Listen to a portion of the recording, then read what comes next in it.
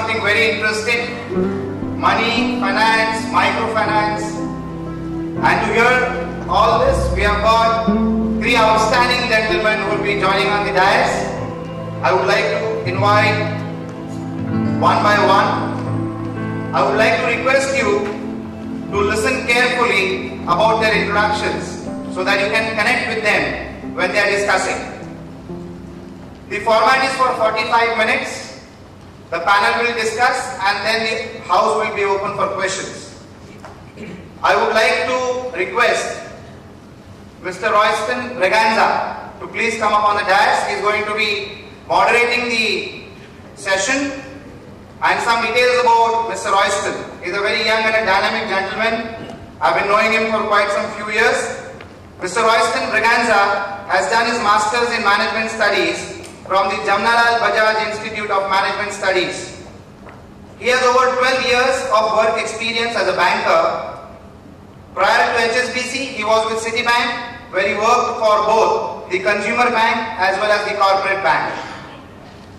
Mr. Braganza was instrumental in setting up and heading HSBC's microfinance and priority sector. He has been invited by the United Nations to address various programs in India and globally, promoting microfinance as a sustainable tool to eradicate poverty. Currently, he is the Managing Director for Grameen Bank. I would now like to request Mr. Luis Miranda to join us on the dais, please. Mr. Luis Miranda has received an MBA from the University of Chicago, where he also won the Dean Award for Distinction and was actively involved in creating the only mandatory course at the business school. Mr. Luis Miranda is the chairman of IDFC Private Equity. He has also served as the Chief Executive Officer and President at the firm. He has an extensive experience in dealing with early stage companies and private equity investing. Mr. Miranda also served at the HSBC Markets, Citibank, KPMG and Pricewaterhouse. He serves as the chairman of the Asia Cabinet of the Global Advisory Board of Graduate School of Business, University of Chicago. He has served as the founding member of HDFC Bank, as a director of GMR Energy Limited and L&T Infrastructure Development Projects Limited. We have got an international guest with us for this session, and I would now like to request Mr. Craig Sugar to join us on the dais, please. Something about Craig. Craig was born and raised in Toronto. He has a degree in chemical engineering, a certificate in professional studies in education from Bradford, UK, and an executive MBA from Toronto. He has been married to Krista for 30 years. They have two daughters located in Pakistan and Montreal. Craig has been engaged in a professional international capacity for over 35 years in Latin America, Europe, the Arab world, Asia and Africa. 5 of those years were spent in India and 11 in Pakistan. Craig, that should have been the reverse actually. In 1998, Craig initiated and led the development of IBEX International Associates, an innovative global business that provides investment capital, facilitates the deployment of entrepreneurs and business professionals, and provides mentoring to small and medium-sized companies across North Africa, the Middle East, and Asia. He applies his entrepreneurial leadership, strategic, teaching, and mentoring skills in both the commercial and not-for-profit sectors across the world. Ladies and gentlemen, let us enjoy this session, and after the discussion, let us enjoy questioning them on money, finance and microfinance. Thanks a lot. Thank you, Agnelorajesh. It's always wonderful to have Angelo introduce you because he says all wonderful things. Hopefully some of them are true. But he's really flattered us, and without any further ado, we'll go straight into the topic. The topic that I was given was how to raise smart money.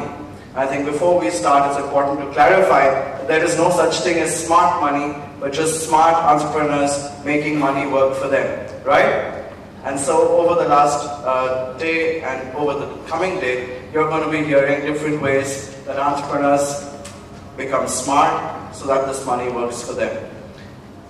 I'd like to start with a line from the Bible which says, "Unless the Lord builds the house, the laborers labor in vain." I think that's an interesting start, because if you heard Victor speak yesterday and some of the other speakers, it's important for us to give God the right place, which is first, and then all the rest fall in line. But interestingly, that line doesn't say that you should not labor. It says, "Unless the Lord builds the house, the laborers labor in vain." It does not say the Lord will build the house and you sit back and relax.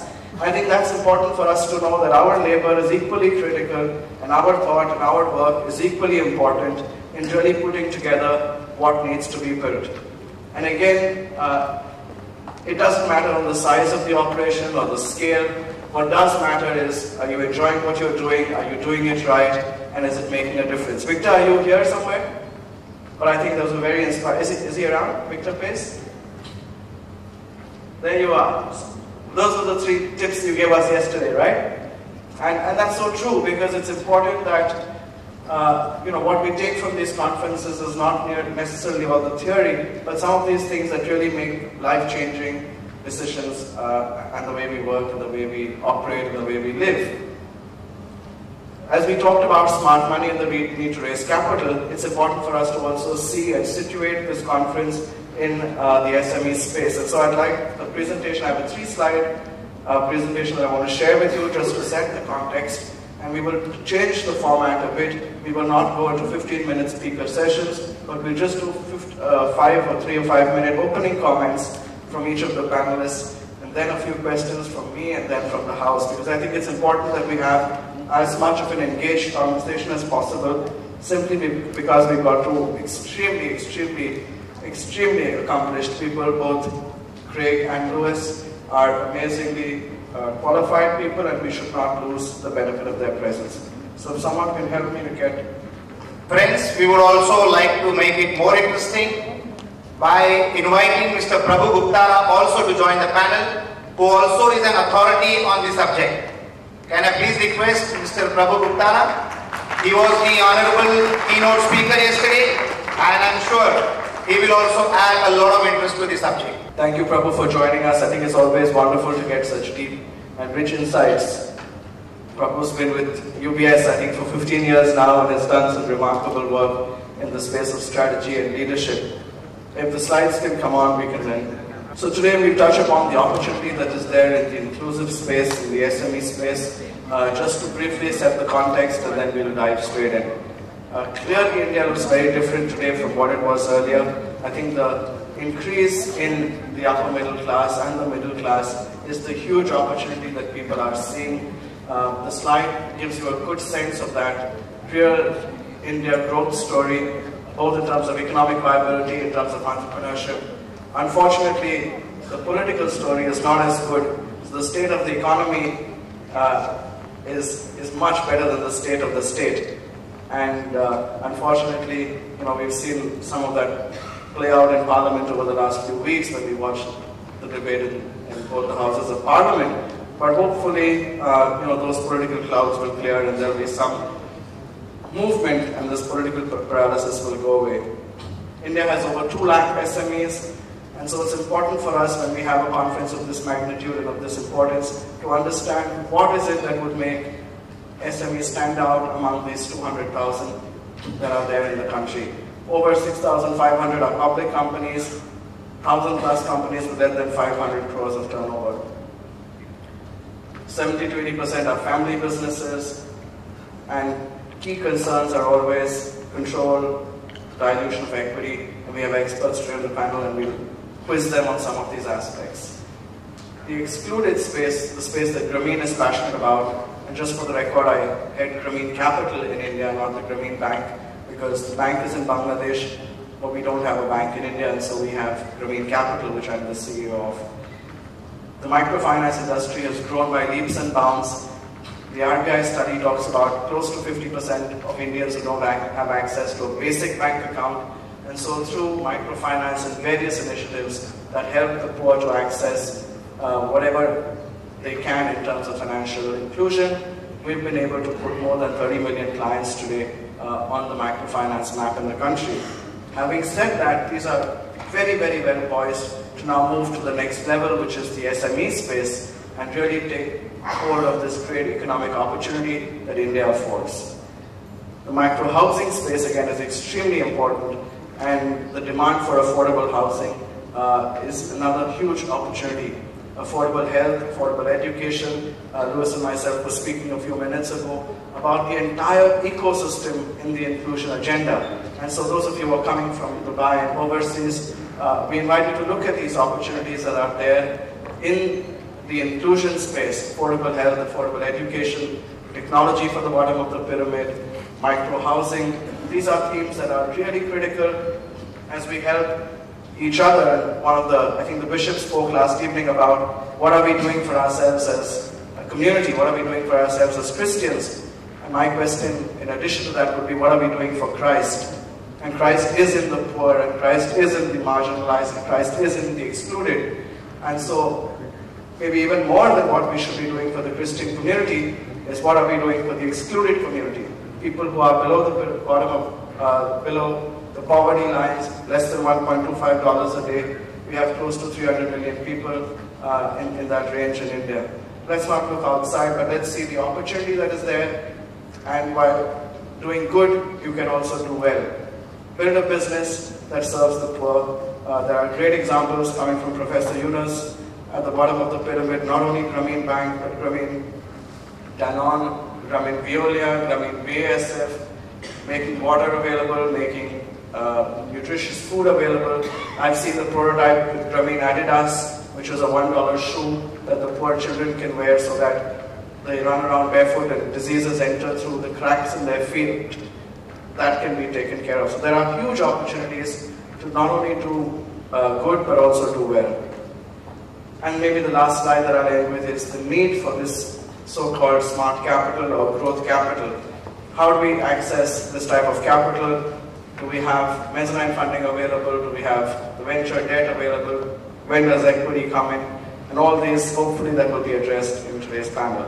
So with that, I will throw it open for the opening comments, and maybe we'll start with Lewis so that he will give us the India perspective, and then we move to the other two panelists. My request to you is, let's stick to 3 to 5 minutes of opening comments. Then I'll do a round of questions to each of you, and then we throw it open so we can have an engaged discussion. Thank you.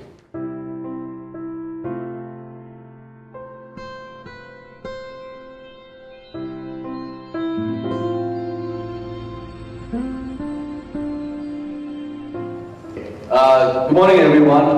My name is Lewis Miranda. I used to be with IDFC Private Equity, now I'm unemployed.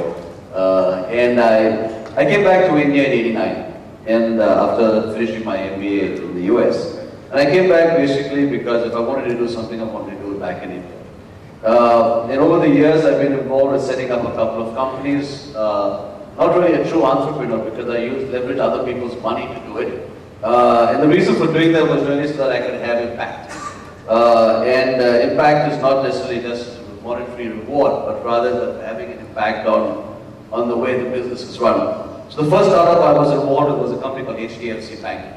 Way back in '94, people didn't believe you could make a private sector bank sort of work in India because you had foreign banks and you had the public sector banks. And when back in '94, it looks like a no-brainer today, but in '94 we had a problem recruiting people. And HDFC Bank in December last year became the most valuable bank in the country, overtaking SBI in terms of market cap. It's been an interesting journey over there. The second was IDFC Private Equity, where again we were looking at investing in infrastructure. We all love to grumble about the infrastructure in India. My point was, okay, let's do something about it. And over the years, again, when we started IDFC Private Equity in 2002, people said you can't make money investing in infrastructure in India. By the time I left in 2010, infrastructure became the largest sort of investment opportunity in the country, the largest IPOs were in infrastructure, the largest private equity deals were in infrastructure. So what does this all sort of indicate? In fact, it basically says that if you want to do something and have an impact, you've got to look at things which other people aren't looking at. If you sort of want to sort of create economic value also, the best deals have been when people weren't looking at what you're investing in. We've been involved in helping entrepreneurs, both in my earlier firm, Chris Capital and IDFC, in various businesses in the internet and the infrastructure space. And the opportunities have been fantastic. But one sort of advice I sort of give people is that if you're looking at building up a business, don't focus on the monetary aspect in terms of making capital. Be sure you have enough money to be sort of salted up the air. But just focus on building a business, sort of trying to get into the best sort of capacity you have. Because that's what gives you this happiness, the challenge to sort of do something. Cash flows fall off. So now I sort of step back a year and a half. I sort of work with a couple of family offices, work with a few startups, and again, focusing on how one can have impact in whatever sort of businesses that I'm associated. Well, thank you very much for the incredible privilege and opportunity. I'm glad I'm sitting down.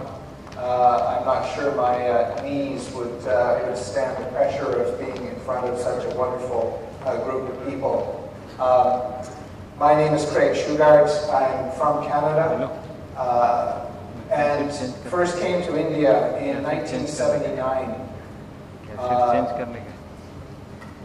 India then was an incredibly different place from what it is now. And I came originally with a faith-based Christian organization that was involved in sharing the message of Christ across India, working with the Christian churches in India. And one of the things that I learned through that experience was what the Indian village looks like. And probably over the years that we spent in India, had the opportunity to see certainly several hundreds of villages across India. One of the great challenges that I was wrestling with at that time was how do we integrate our faith and our vocation. I want to give my particular note of thanks to Father Anthony for what he shared yesterday. That business time I've been wrestling with that question, how do we integrate our faith, our skills, and our vocation? And how do we do that now, particularly in the context of business? That question for me has come to be resolved in addressing business in this way. It's about transformation. It's about understanding how I do business God's way, how I do business in the way that Jesus would do that.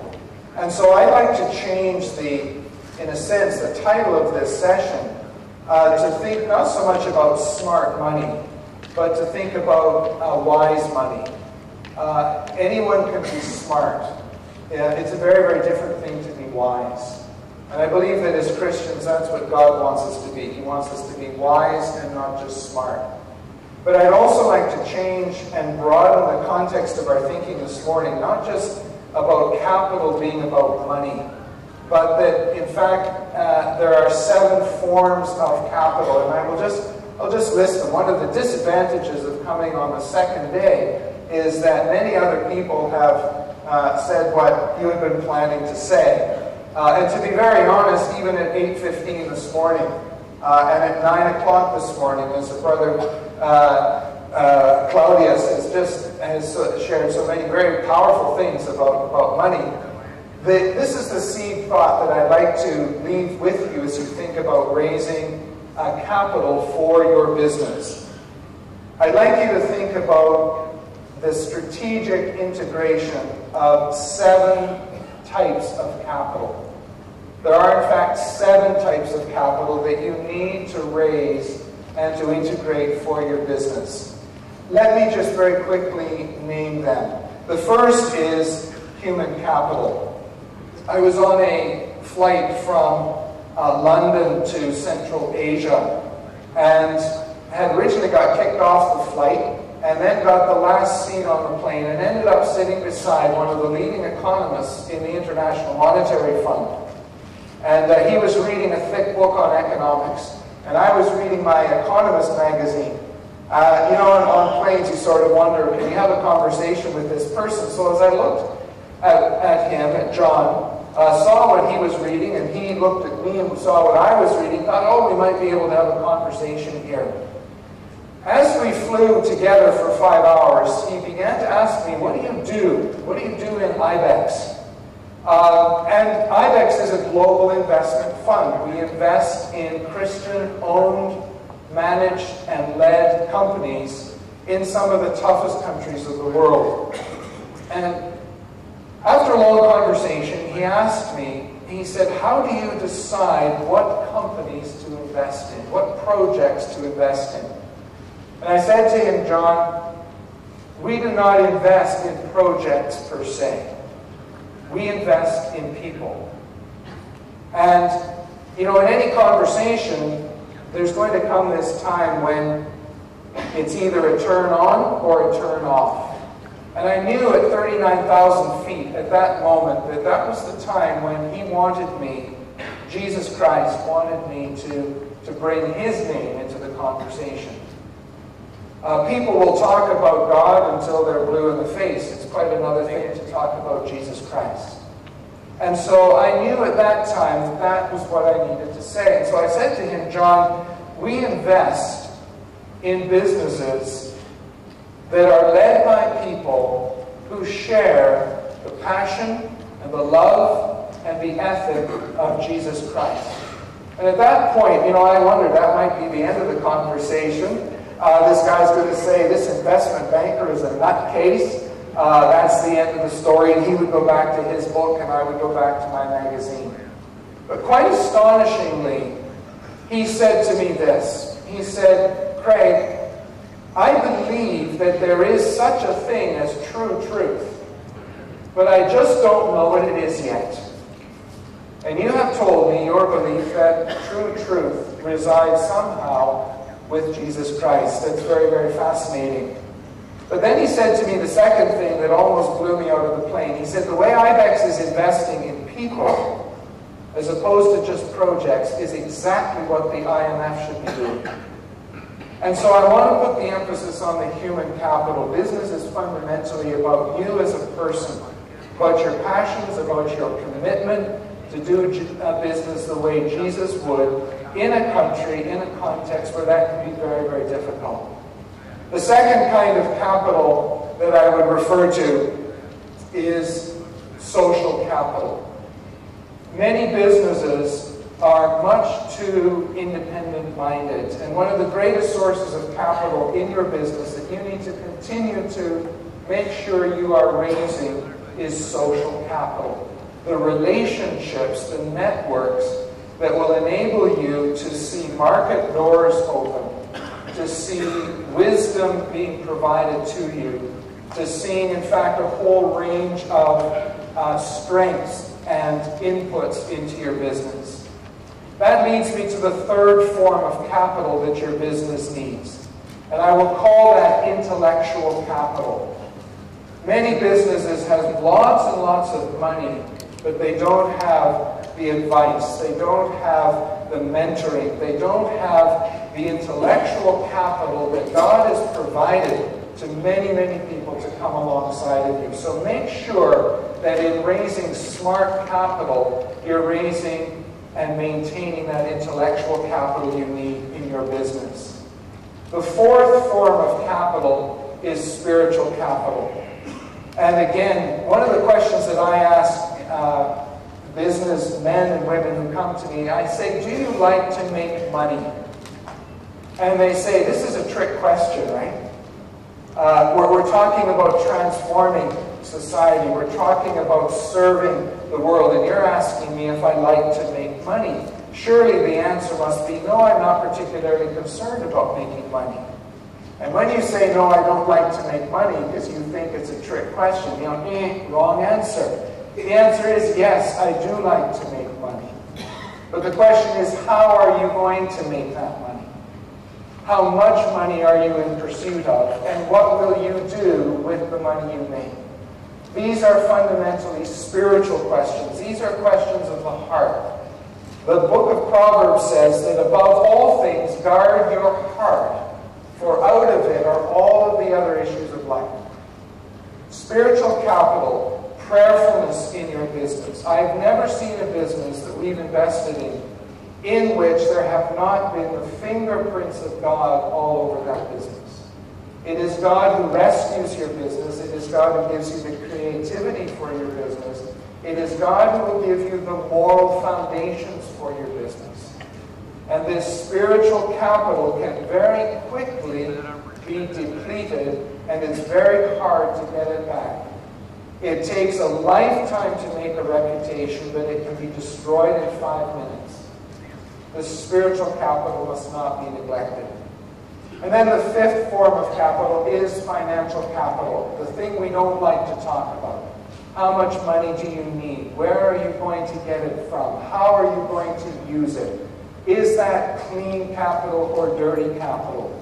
These are questions that we will talk about in regards to the capital structure, the financial capital you need. I want to say one thing about money. Money is to your business what blood is to the human body. I am the proud father of 4 daughters. Muslims have a saying that any man who has 4 daughters immediately inherits paradise as his reward. I think that's a great deal. So I have always said to my Muslim friends, of whom I have many, I am an inheritor of paradise twice over. And they say, how can that be? Because I'm not even sure of it once. Well, I say the first is I have 4 daughters, and the Prophet Muhammad said this was my reward. But the second is, of course, what Jesus has done for me. Our 3rd daughter died of leukemia when we were in Pakistan. And I can tell you this as a business entrepreneur. MBA, which I think all of us on this platform have. MBA stands for more baloney added. MBA does not prove anything. Business school is good, but it is no guarantee. Why? Because life will throw at you things that you cannot plan for. And what we learned from the death of our daughter from leukemia, which is a blood disease, never before have my wife and I ever thought about blood.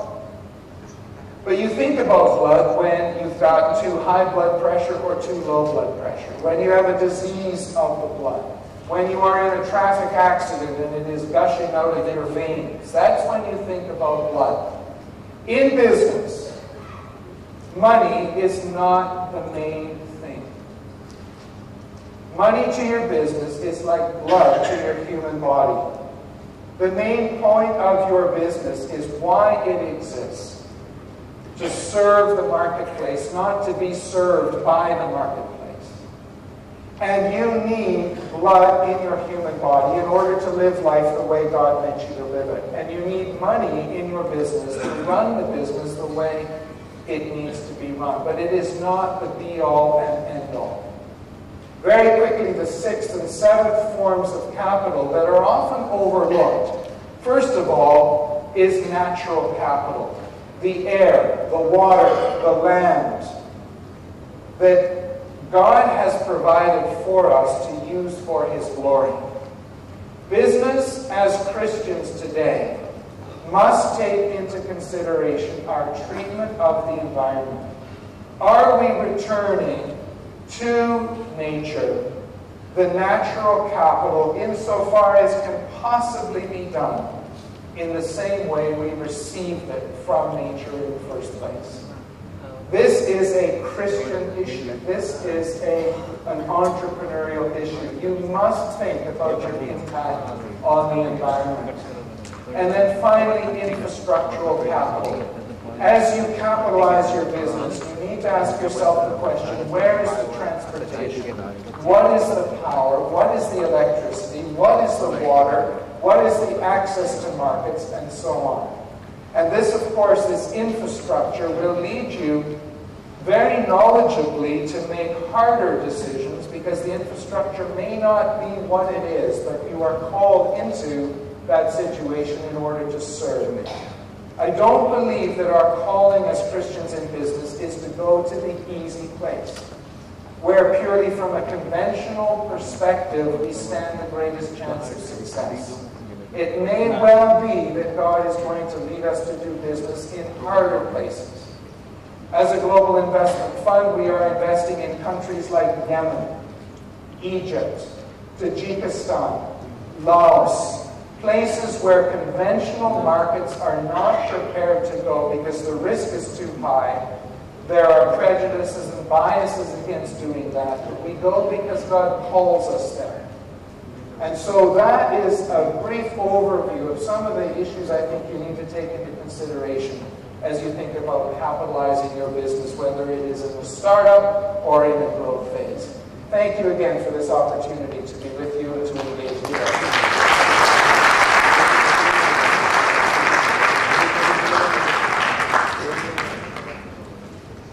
I think, Mr. Chairman, you've done our colleague here a great disservice in not introducing him properly. His greatest qualification for being here is that he speaks Hindi.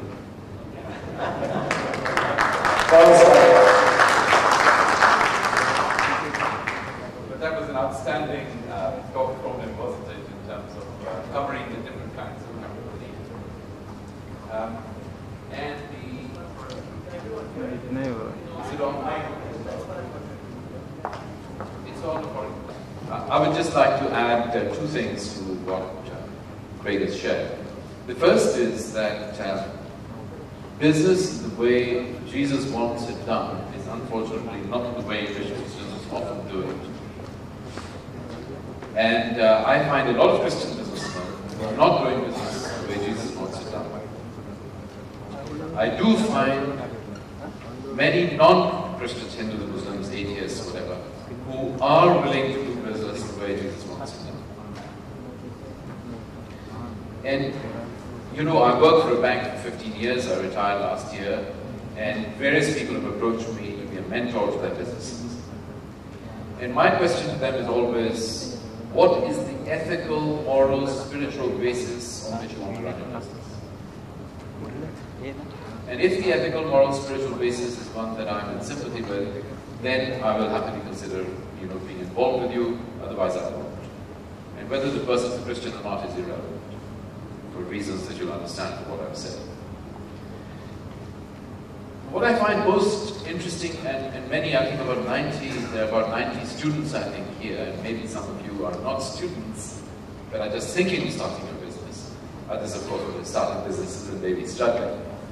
One of the things that I find as I enter these mentoring relationships is that even where people say they would like to do their business ethically, honestly, morally, spiritually, and so on, they find it very difficult in practice to be honest about figures with a mentor. Very happy to talk about other things, business models, demand, supply, and all kinds of things. Because in actual honesty about figures, it's very difficult for business men and women to be honest.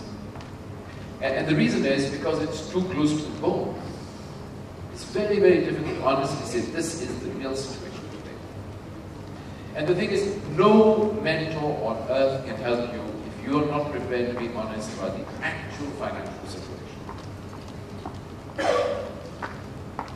So, the most difficult thing that I found in these mentoring relationships is to find people who not only are prepared to say that they want to run their business on an ethical, moral, spiritual basis, but who are willing to be honest with you about what the real state of the financial state of the company is. And I would extend that to say that if you want to be properly mentored, not by me, but by anybody, if you want to be properly mentored, you want to be properly coached, you want to have the kinds of relationships inside your own company, if you've got a chairman or anything like that, maybe a parent who's involved in your business, then it's very important to be honest in these 7 dimensions that Craig was just mentioning. So why did I start by being so blunt about the finances? Because that's where it comes out most sharply. The second area where it comes out most sharply is actually social capital. If you're not willing to be honest about the state of relationships inside the company, human state of relationships inside the company, and the human state of relationships in terms of suppliers and customers, then you will never get the right kind of mentoring that you need, however brilliant, experienced, and all that your mentor is. In this sense, a mentor is a bit like a computer. You know, they used to say about computers, junk in, junk out. That means, you put nonsense into a computer, the computer will process the nonsense and produce nonsense for you. You've got to be sure you're putting in the right kind of information to the computer, then it'll process and come up with something. So, let me put it this way. The greatest obstacles to building your business at all, starting your business, or building it to the next level, the greatest obstacles lie in yourself. course, if you follow Jesus, then you would say rely on yourself and in your relationship with Jesus. But why do they lie on yourself? Because we tend to deceive ourselves, or we're not willing to face the truth as entrepreneurs in terms of what the real financial state of our company is, what the real state of our relationships is, and what the real obstacles to growing the business are. Sometimes the greatest obstacle to growing your business is you. I don't mean just because you're not willing to be honest, but because your capacities have reached the limit of utilization in your company. And the best way to grow your company is actually to move out of your company. And this is a very difficult decision for a lot of people because their whole lives, if they're entrepreneurs, may have been bound up with the company.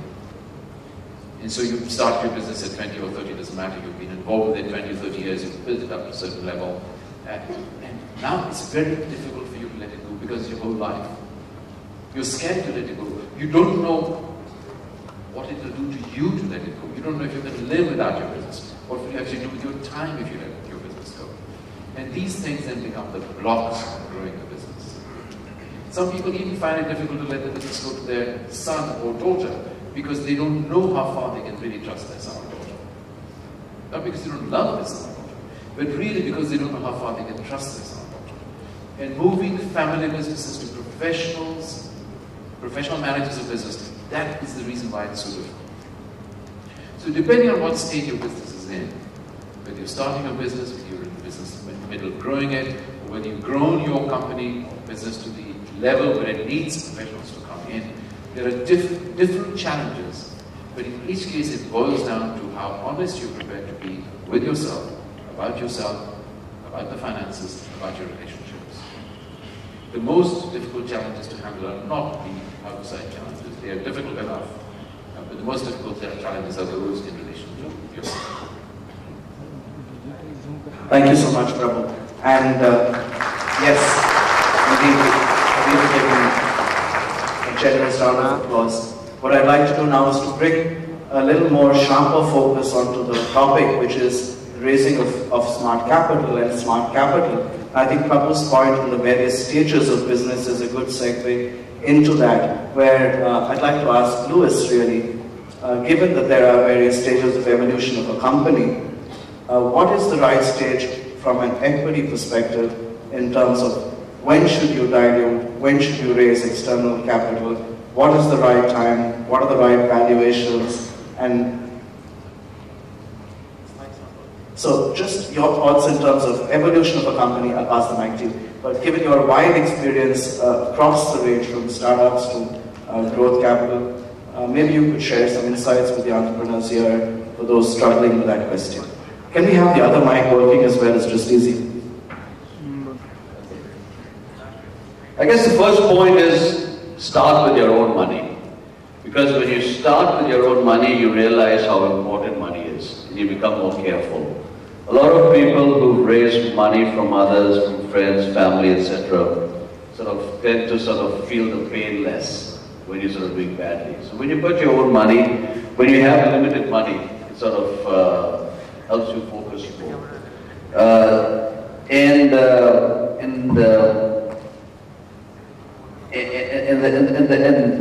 Therefore the corollary for that is careful about costs and sort of raise money when you sort of build up a business. The reason is that also if you sort of were to raise money externally too early, you're giving someone the benefit of getting it early and sort of you lose the valuation. So my suggestion always to people is sort of raise money as late as you can. But when you raise money, raise a lot of money. The reason is that you then have a cash, sort of a pile of cash to basically help you when times go bad. Because unfortunately, things don't go always as per planned. So my quick response would be one, defer raising money as long as you can and use your own money. And secondly, when you raise money, make sure you have enough money. Because a lot of companies, startups, etc., raise capital and then suddenly realize they've run out of capital and the business hasn't grown as much as projected, and therefore it's difficult to sort of raise more capital, and you become what's called a living debt, where you're just sort of drifting along and not being able to go to the next level. But just a quick follow on there, Louis. if you raise a lot of capital, is there a risk of losing control, and how do you make sure that you not only are able to raise enough capital that you're comfortable, but you're able to raise the capital but manage the control of the company? What's the technique there? Two parts to it, and this is where I've seen a lot of entrepreneurs sort of fail. There's a difference between ownership control and management control. And that's something important to bear in mind. If you're interested in running your business and building up a great large business, you should be more focused on management control as opposed to ownership control. And I've seen people not wanting to dilute or to raise more capital than is required, and therefore stunting their growth because they're scared about losing ownership control. If you're confident in yourself and you're able to deliver, whether you're a minority investor, you still can control the business. I've never owned any of the businesses that I've set up, but I run the businesses with total freedom because I deliver. And that's what's important. So you can continue to be king of a small company where you own 51%, or you can dilute yourself down to sort of minority stake and grow and be a large part of business. So that's important, the distinction between ownership control and management control. Thanks so much. Prabhu, maybe the next one to you, given that Louis has helped us to look at the equity side with great foresight.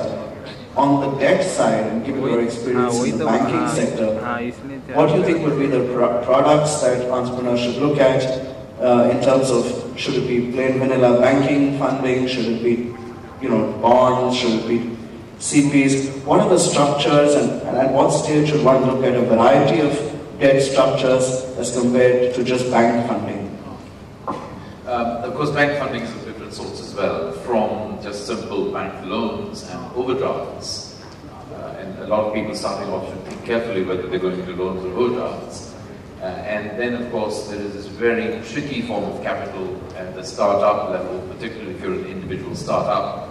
I've seen people go into credit card loans to start off a business or begin to extend a business. The most dangerous form of finance you can possibly get. So avoid it if you can at all do so, but of course if you need to suddenly get hold of a little bit of money for 20 days or 30 days, if you're absolutely sure that you can repay the debt, then maybe you want to think about it. But really don't go into it if you can at all afford it, because it's a very quick trap into a lot of trouble. But it's useful to know about, it's useful to use it if you can, where you must. Then of course there's the range of things that you're mentioning, and there you need very good advice, both in terms of the actual structures you're using, and in terms of the tax implications of any of the structures, because each of them have different tax implications. One of the things I find is that with businesses that are becoming very successful, and maybe started, let's say, in India, and then, or in Dubai, doesn't matter, and then found that their business led them to other countries.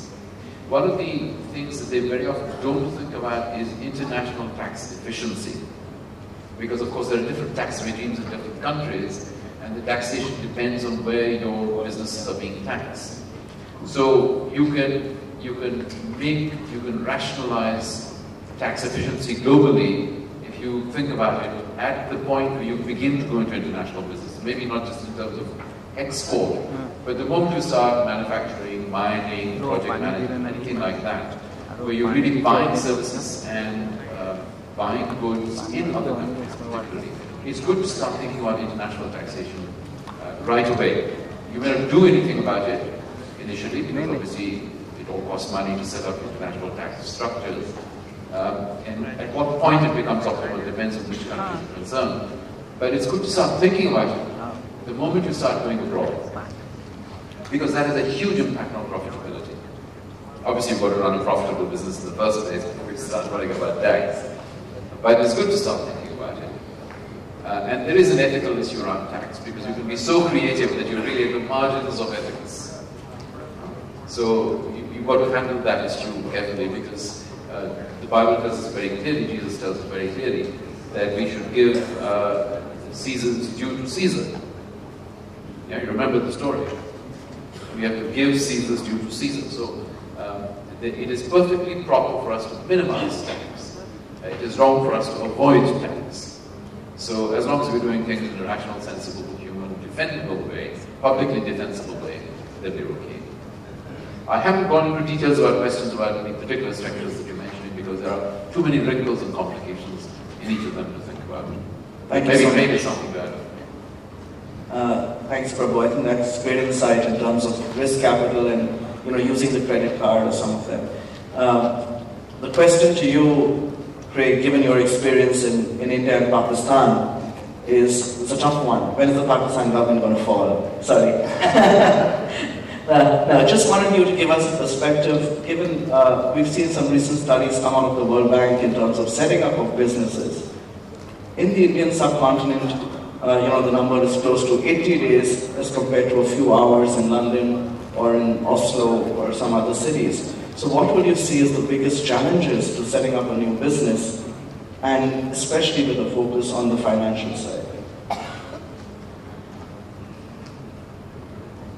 I think one of the challenges is that there's too little time spent on the business planning process. In setting up our own business, we did about 2.5 years actually of market research, of developing business plans, of asking the tough, honest questions, bringing around us people who would say, does this make sense? And quite literally, the corner of the room was littered with rolled up, discarded business plans. I think that's probably the most common thing, is too little time spent in this planning process. Secondly, I think that just to add to what Prabhu was saying about the tax implications, it's really smart to think about what are the exit implications as well. Particularly the exit implications associated with failure. Not only can it take many, many days to start a business, but it can actually, in some cases, take years to wind up a business. And so that also needs to be thought through. One of the key challenges, I think, that we've seen in starting a business is everyone fancies themselves an entrepreneur. In the general population, entrepreneurs are about 1 in 100. And particularly in a gathering like this, where there's a lot of impetus being built, a lot of momentum for entrepreneurship, it can be actually a very, very important and liberating thing to assess whether or not you are actually an entrepreneur, or whether you represent the other huge part of the population, which are what we call business builders. And so that kind of honesty about your business plan, the honesty about who you are, I think is a very, very important thing to ask. The social capital piece comes in because one of the challenges in launching a business, of course, is getting the input that you need, knowing how to navigate the system,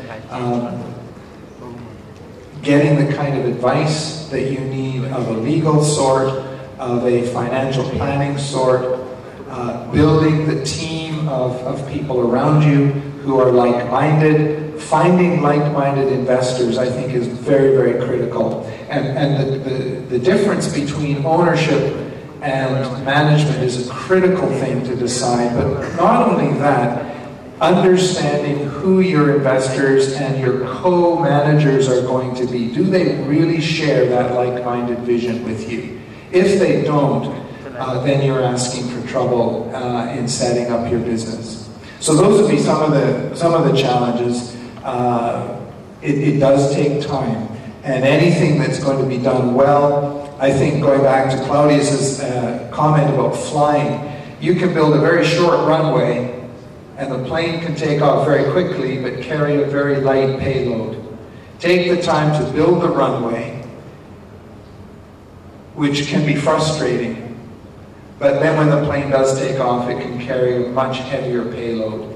And making the investment of time, I think, is a really... I have a follow-on question, and then we will take some insight from Prabhu on that. You mentioned the word honesty in your response, and I don't know if you've been following corruption uproar in India in the recent past. How do you, in your experience as a Christian businessman and working with Christian businessmen all over the world, how would you advise people in India who struggle with that day in and day out in terms of dealing with corruption and bribery? And maybe some anecdotes or examples from your India or Pakistan experience. Sure. The first thing I'd like to do is to reference a book written by a Malaysian bishop simply entitled Bribery and Corruption. In fact, I wondered when the issue was going to come up in this panel discussion. If you contact me, if you email me, I will put you in the direction of that book. But it is simply the most single valuable book I've ever read on the subject of bribery and corruption. And I'd like to make what I believe is an important distinction between extortion and bribery. This is not just semantics. Extortion is when you are the victim. You are the victim of a system which is not right, which is imperfect, which is corrupt. Bribery is the perversion of justice when you are the perpetrator. And I do believe that there is a biblical difference and there is an ethical difference between extortion, in which I am the victim and I have to choose whether or not to fight that victimization or to embrace it, and a situation in which I am the perpetrator of an injustice upon another person. I do believe that the scriptures are very, very clear that under no circumstances is bribery acceptable. Plain and simple. You cannot treat another person the way you would not want to be treated yourself. When it comes to being victimized in business, you have, I believe, a moral choice to make, whether to accept that victimization or to fight it. And our experience in this regard has been that in some cases, living in a very, very difficult gray zone, people have said, I will accept the victimization, but you need to be honest about it. But under no circumstances can we engage in bribery and corruption of that kind. We invested in a business in this part of the world where at the time the tax code was 120% of profit if every law in the tax code was going to be rigorously followed. The businessman would have had to pay 120% of his profits to follow everything on the tax code. Now, that is just obviously not doable. And so what many people were saying was, you can't do business in this environment. And so they were reverting to an aid and charity kind of approach, which at the end of the day is as cancerous and corrupting for other reasons.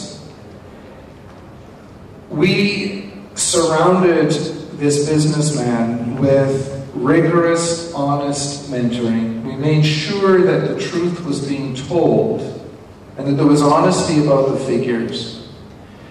But what happened was, in the first instance, all of the taxes were not paid according to the written code.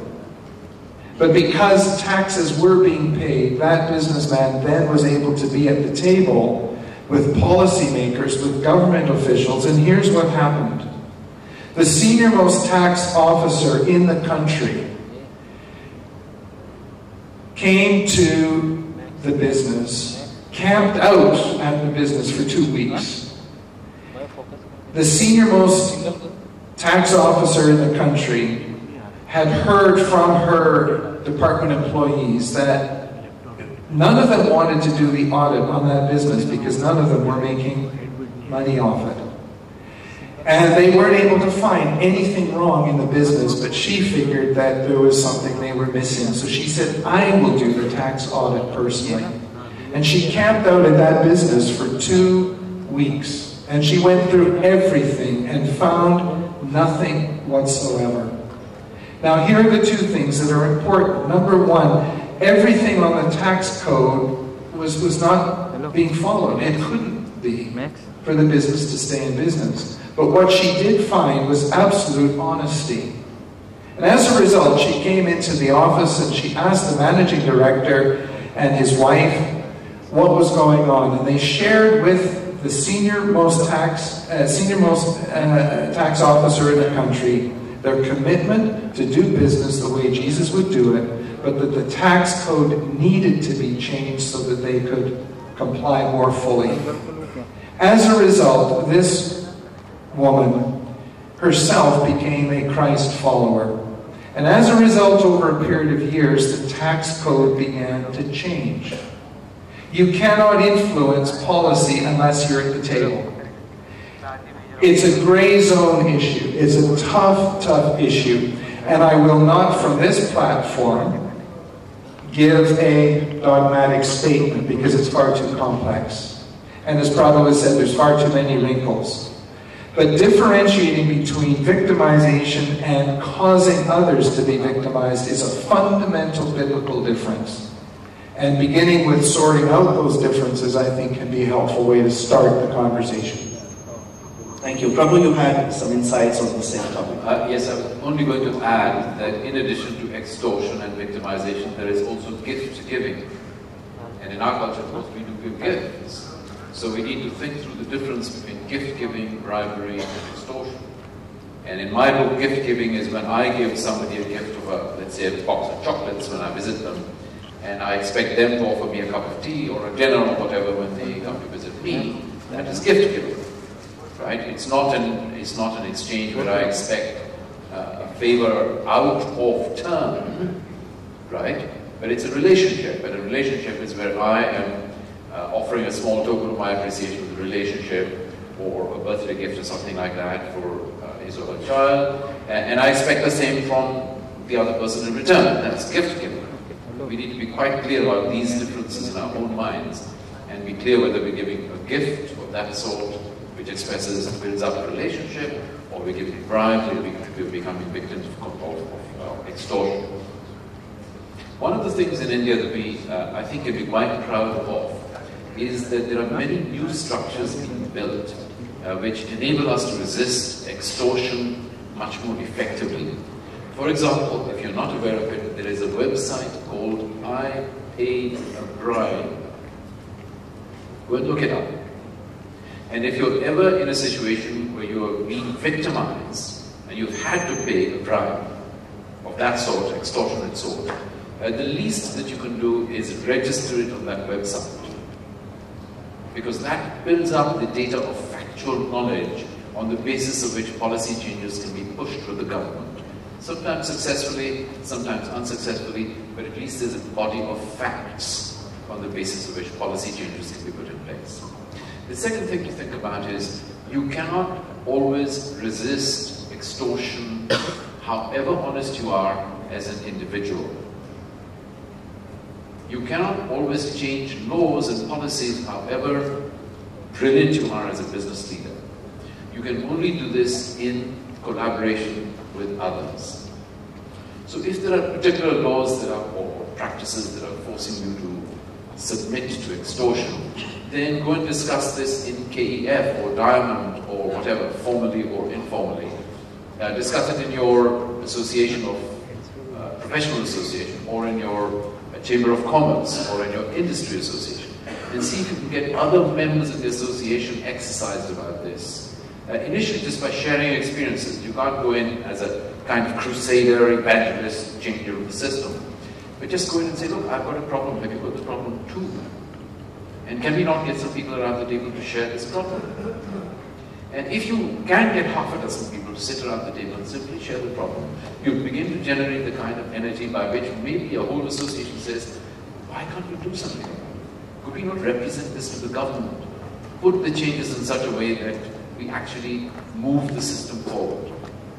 The enormous advantage of being a democracy, however corrupt we are as a country, the great advantage of being a democracy is that grassroots movements do have a chance of impacting things. And even though in many ways we've become more corrupt as a country, since independence. The British left us with many horrible problems, but immorality in high places was not one of them, at least so far as finance is concerned. We had a relatively clean bureaucracy, we had a relatively clean political system. When we started, we gradually corrupted it. And of course, one of the challenges of our culture is that we're not only good victims of extortion, we're also good corruptors ourselves. And we have very good ways of corrupting those who are not otherwise corrupt. So this corrupting process has gone on since independence. But alongside that, I've seen a process by which things have begun to be cleaned up as well. So morally speaking, in our country, in India, we are in a kind of moral civil war between forces that would like us to become more corrupt, stay corrupt, and forces that would like to clean the country up. And certainly as global businesses come in, there has been a cleaning up of the multinational level and the national level companies. May not be 100%, but at least that process has gone on, and I believe that that process will work its way down to smaller companies as time goes on. But we can accelerate that process by cooperating and pushing in that direction. And I think the kind of group of people we've got here could be a very critical pusher forward of that ethicalization process in the country. Right. Thank you so much for that insight. We'd like to get a few questions in from the audience, especially on capital, raising of capital. Yes? We get a mic here. Here. So Agnelorajesh. One mic. This question is to Louis. Can you suggest how valuation needs to be done and goodwill valuation needs to be done for raising capital one? And what are the various exit options for an investor other than the stock market? Sure. It would be from the, so you're looking at valuing, and when we look at valuing businesses, we look at various factors. One is discounted cash flow. What are the future incomes that are going to come into the business? And at a particular time, what's it going to be valued at from residual value, and you get one valuation. Invariably, that doesn't tie up with what the market says. That's one. Secondly, therefore, you've got to look at what is the market valuing businesses. So you look at what listed companies in the space are trading at, what other deals are happening at, so you get the second sort of reference point. Third is trying to sort of gauge if there is no sort of comparable in the market, what other proxies are doing so. And therefore you have what's called a reference point to anchor on. And then you get into a negotiation for either raising capital or for investing. But it's important therefore to have that anchor to know where to start from, because the price which actually will get transacted is based on a negotiation. So and there's no sort of scientific answer. You're seeing quite often valuations which are way off. That's because either the market's looking at it differently or the perception is different. So, but it's important when you get into a negotiation to have an idea as to either based on multiples, based on sort of discounted cash flows, based on comparables, where the business is worth at. And you'll sometimes find that the valuations from history are very different. But you at least get a benchmark, you get a sort of range of what's going to be like, and then you sort of use that as an anchor to negotiate. Absolutely. The second question was on exits. Exits. So there are sort of, when we looked at exits, we looked at them four different types. One is clearly the public markets have an IPO. But the fact is, as we've all learned over the years, that IPOs are not necessarily the way that companies are going to exit. So therefore, we've looked at, so the other option is really when you raise money, is also you can sell it to another investor. So a financial investor can exit by selling it to another financial investor. The third is by selling it to a strategic investor. So for example, we've had investments where we've invested, where we've had 5 companies which have gone public. We've sold, we had a stake in sort of Hajjasa, which we then sold to Vodafone. So we've had strategic exits. We've sometimes sold our investments back to the owners for us because either the IPO plans have been deferred or they've decided that they're going to take longer.